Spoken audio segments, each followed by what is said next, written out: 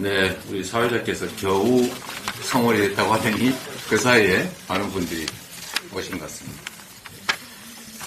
네, 어제 저희가 광주 방문하면서 선거제도에 관한 저희 입장을 말씀드렸습니다.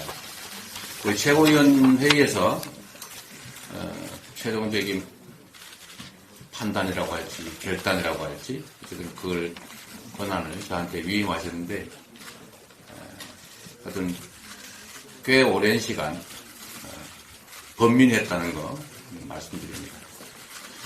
제도의 장단점은 수없이 많은 토론과 논쟁을 통해서 충분히 서로 다 알게 됐습니다.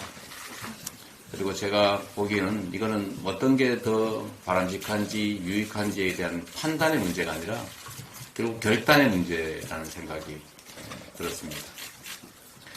우리 민주당은 국민들의 정치적 의사가 다양하게 가능하면 사표가 최소화되면서 이 정치 과정에 반영될 수 있게 해야 된다는 그 소위 다양성, 비례성을 확보해야 된다는 점에 공감하고 이를 추진해 왔습니다. 또 한편으로는 우리 민주당의 전통적 당론이라고 할 수 있는 지역주의 극복을 위한 권역별 비례 제도도 관심 가져왔습니다.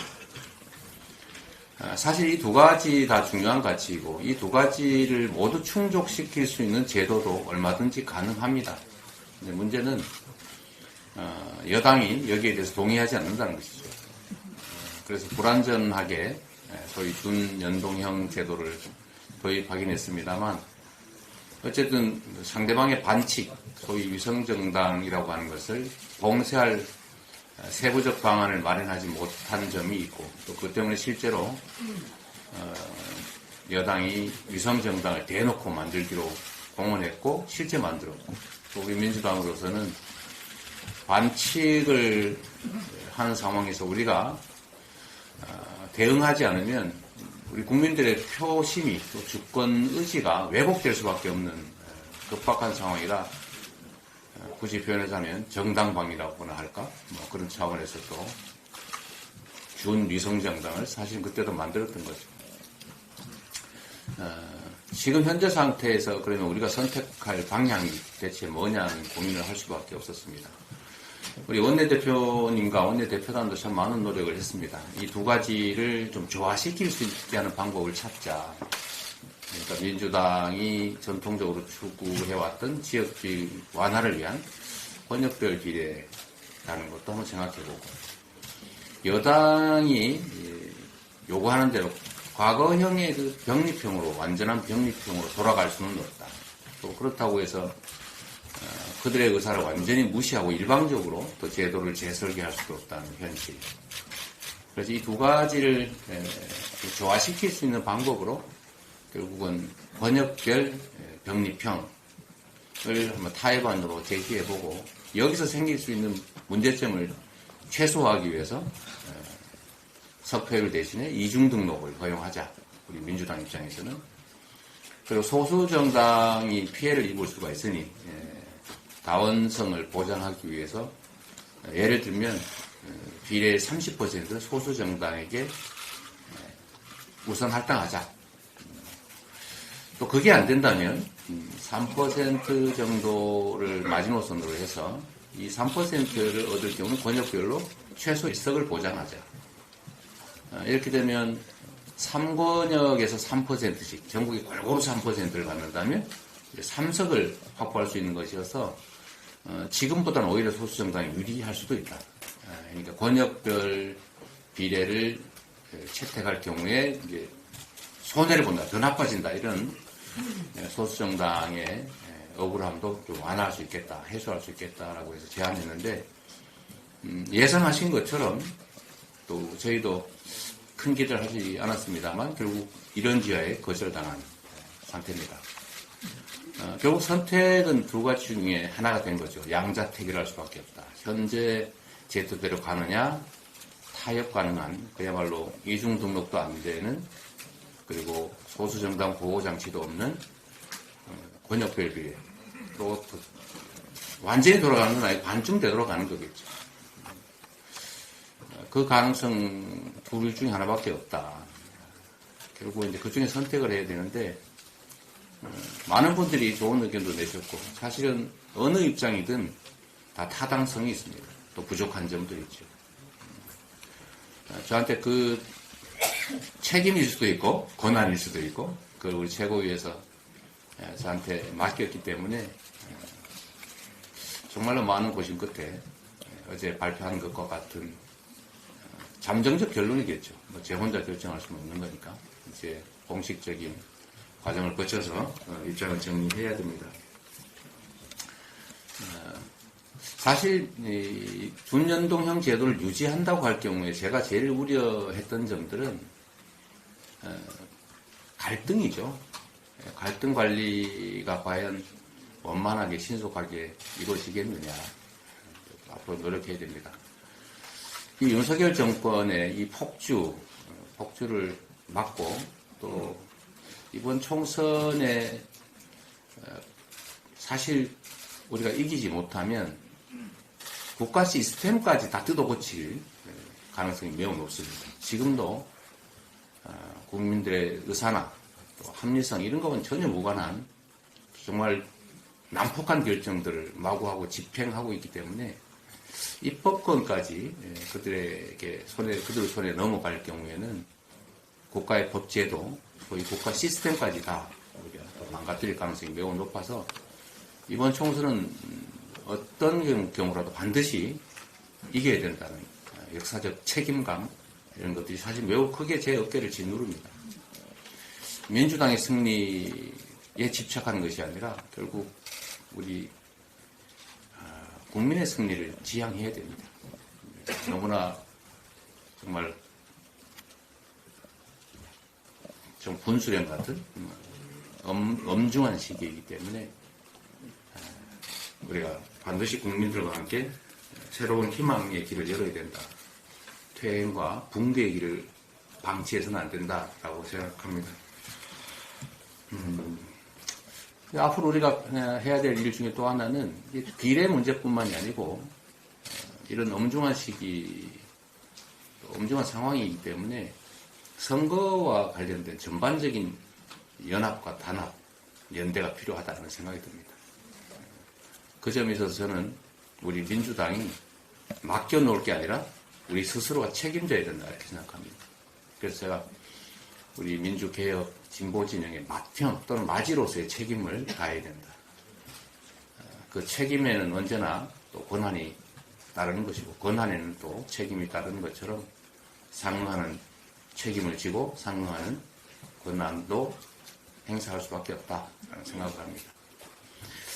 이제 앞으로는 위성정당 논란이 막 생길 텐데 저는 그 점을 좀 부인하고 싶지 않습니다. 말씀드렸던 것처럼 민주당은 현 제도하에서는 비례 후보를 공천하는 순간에 저희가 절반 정도의 비슷한 지역 득표를 한다면, 의석을 확보한다면, 비례에서는 거의 다 사표가 되지 않겠습니까? 근데 저쪽은 위성정당을 통해서 득표하는 만큼 비례를 배정을 받는데, 위성정당입니다.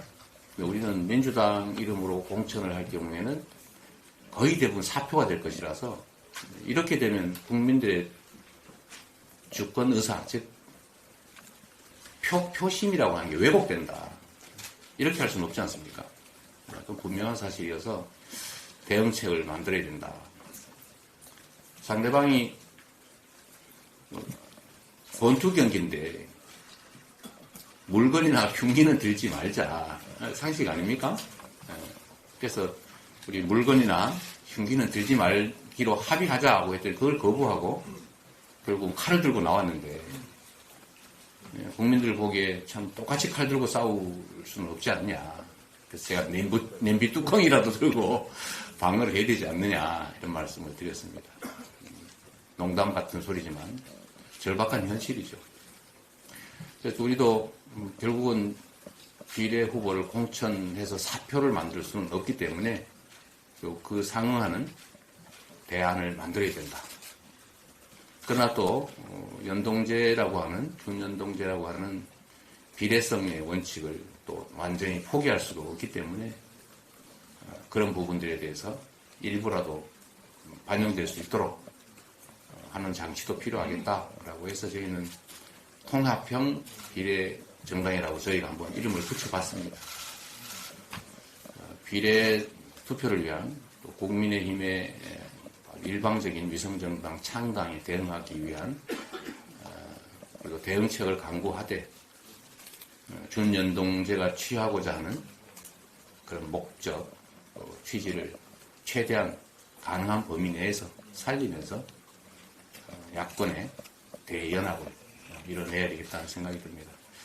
앞으로 구체적으로 어떤 방식으로 가게 될지는 이제 실무적 논의들을 시작해야 되겠지만 제가 이 자리에서 의원님 여러분께 부탁드리고 싶은 것은 우리가 논쟁은 격렬하게 하되 우리가 당인으로서 결정하면 또 부족함이 있더라도 흔쾌히 따른다.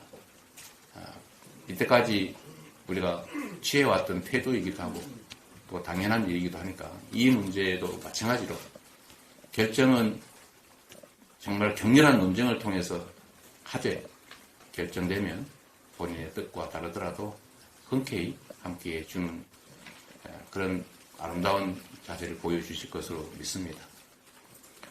정말로 어려운 일입니다. 저도 사실은 어떤 결정을 될지 저도 잘 몰랐으니까요. 그런데 오직 하겠습니까?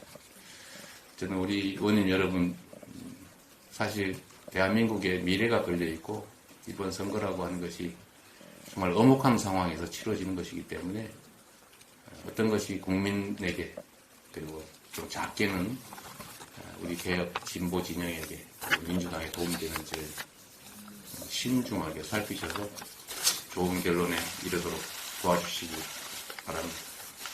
네, 고맙습니다.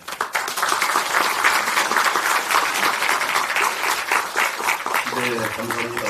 다음 우리 홍익표 원내대표님의 인사 말씀을 듣도록 하겠습니다.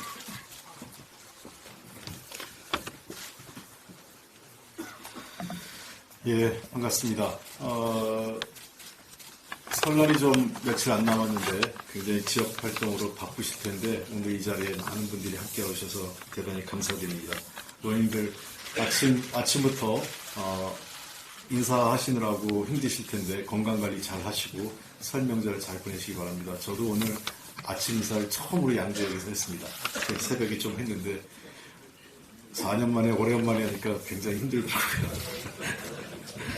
네. 아울러서 그 최고위원회가 광주에서 어제 있었습니다. 그 전날부터 광주의 여러 그 전남 지역의 재래시장 좀 여러 군데를 가봤는데 서울 물가 때문에 굉장히 어렵습니다. 많은 상인들께서 이구동성으로 코로나 때보다 더 힘들다. 그리고 물가가 너무 비싸다. 생산 원가가 너무 비싸다. 이런 말씀들을 많이 하십니다. 그나마 유일하게 힘이 되는 게 지역사랑 상품권이 조금이라도 도움이 됩니다.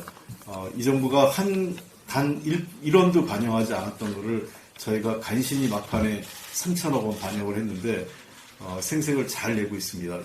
이 설 명절 때 60% 조기 발행해가지고 상인들과 우리 소비자들한테 조금이라도 도움이 되게 하겠다라고 하는데 도움이 되는 건 자기들도 인정을 하는 것 같습니다. 그걸 보니까. 도움이 안 됐으면 굳이 설 명절에 60%씩 하지 않을 텐데 조기에 많이 발행한다고 해서 하는 걸 보니 본인들도 부인은 못하는데 그럴 거면 그렇게 왜 깎았는지 모르겠습니다. 조금이라도 서민들의 삶을 위해서 여야가 가릴 거 없이 좋은 정책은 서로가 인정하고 받았으면 좋겠는데 그러지 못해서 아쉽습니다. 오늘 이재명 대표님이 그간에 어려운 고뇌의 순간, 그다음에 힘들었던 선택의 과정들을 사실은 굉장히 담담하게 구체적인 것을 조금은 절제하시면서 담담하게 말씀을 해주셨습니다. 저를 포함해서 최고위원들 대표님하고 고민하는 과정에서 병립형의 여러 가지 조합, 연동형의 여러 가지 조합, 이런 조합은 다 해본 것 같습니다. 모든 가능성을 열어놓고 검토를 했었습니다.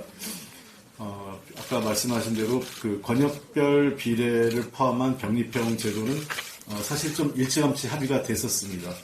한 10월경쯤에 이미 제가 원내대표 되고 난 직후에 그 문제까지는 가 있었는데 이후에 이중등록제, 그리고 좀 더 다양성을 보장하기 위한 다양한 제도. 저희 김영배 간사와 그 정개특위에서도 한 거는 처음에는 캡을 좀 절반 정도 병립형 절반, 연동형 절반으로 하자라는 것도 거절당했고요. 그리고 아까 대표님 말씀하신 것처럼 임혁백 우리 공관위원장께서 제시한 것처럼 소수당 배려와 관련된 캡을 씌우는 것도 채택이 되지 않았고, 또 마지막으로 지금 현재 우리가 비례대표의 의석을 병립형에서 받기 위해서는 5석, 국회의원 5석에 또는 전국적으로 3%를 얻어야 되는데, 그렇게 되면 전국적으로 3%가 어려울 수도 있어요. 그런 측면에서 각 권역별로 우리가 3권역으로 나눴을 때 권역별 3%로 좀 낮추는 건 어떨까, 이런 것까지 여러 가지 검토가 됐는데 그 이상의 추가적인 협의가 전혀 진전이 되지 않았습니다. 오직 권역별 3권역별 병립형 이거 외에는 다른 선택의 여지가 없는 속에서 그 경우에는 소수정당에 대해서 워낙 진입 문턱이 높아질 수 있다는 우려, 그리고 윤석열 정부를 심판하자는 우리 공동의 야권 전체 공동의 어떤 대오가 혹시라도 내부에서 어떤 암초에 부딪히지 않을까 하는 이런 여러 가지 걱정을 지도부에서는 많은 고민을 했었습니다. 연도형과 관련돼서도 다양한 형태의 고민을 했습니다. 그동안 드러나진 않았지만 여러 가지 형태로 시민사회 쪽과 다양한 형태로 소통을 해서 함께 할 수 있는 방안들을 찾아왔었습니다.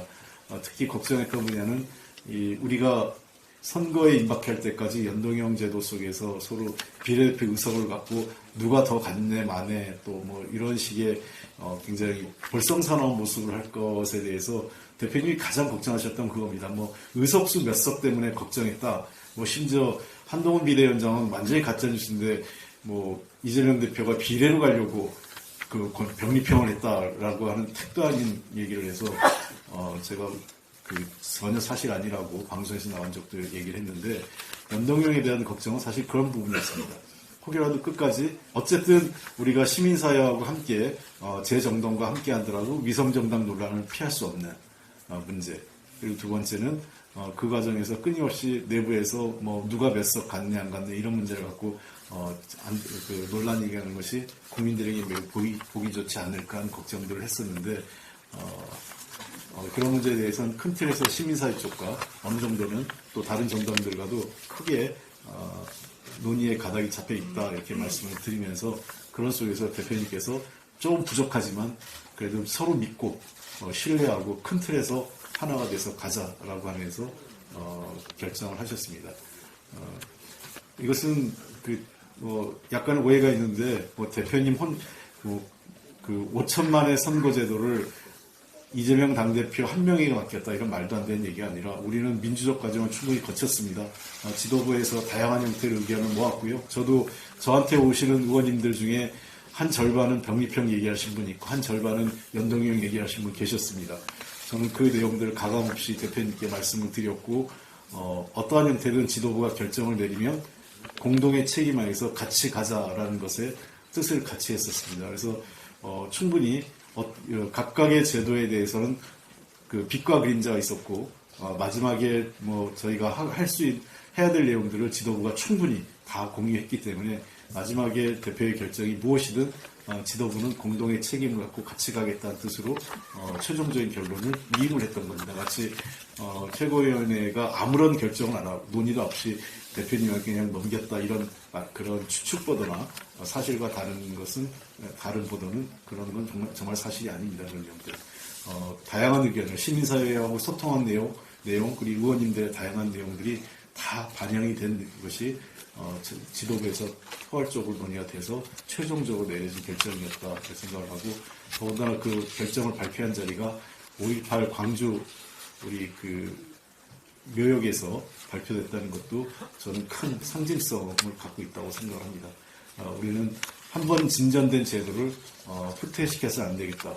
그리고 민주사회 진보 세력들이 함께 힘을 모아서 윤석열 정부 심판해야겠다.